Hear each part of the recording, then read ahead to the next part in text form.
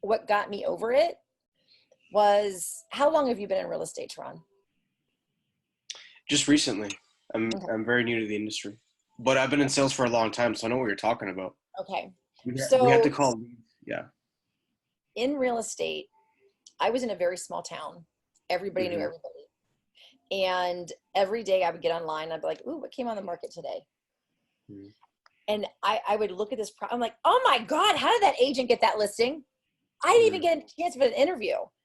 How did that agent get that listing? Because I knew some of our agents in our area were horrible. They didn't care about the Hmm. client. They didn't care about the client making the most amount of money.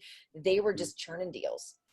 And Hmm. it annoyed me and frustrated me. So what got me over taking things personally Hmm. is I know I am the best agent for you.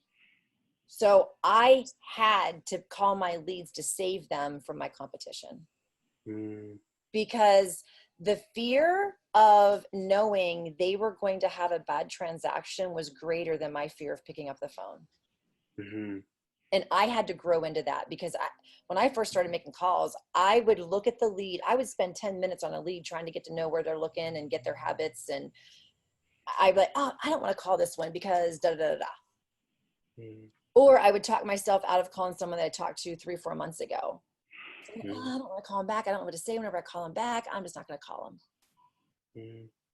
Hmm. which is so ridiculous. But and that's why I said my fear of not having settlements and not talking to people was so much more greater than picking up that phone. Hmm. And that's what we have to be mindful of is I got to save these people from a really bad transaction. And I That's a promise. very good way of thinking.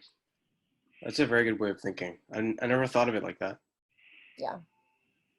And it's true, and that's why I asked how long you've been in the Mhm. business, because I'm sure a lot of the agents that are on this webinar right now can relate to that. They know the agents that are in their market that you just cringe.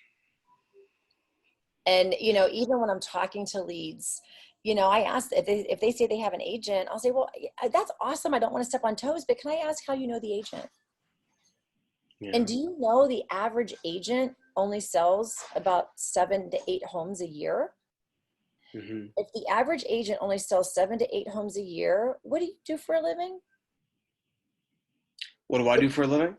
Well, yeah. So I'm just talking to a lead. They may say I'm a plumber, or I'm an accountant.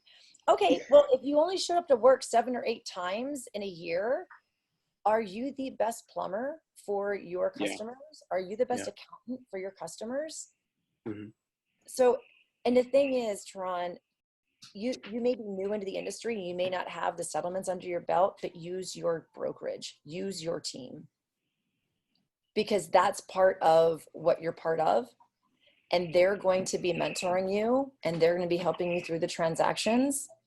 So, use that. It's okay that you haven't, because you have the knowledge and you care about people and you want to Yeah. make sure they're making the most amount of money. Yeah. So that is what's so important is, just to let people know, it's 2019. Just about everybody has a real estate license. Hmm. Let's make sure that you're working with somebody that's protecting your investment.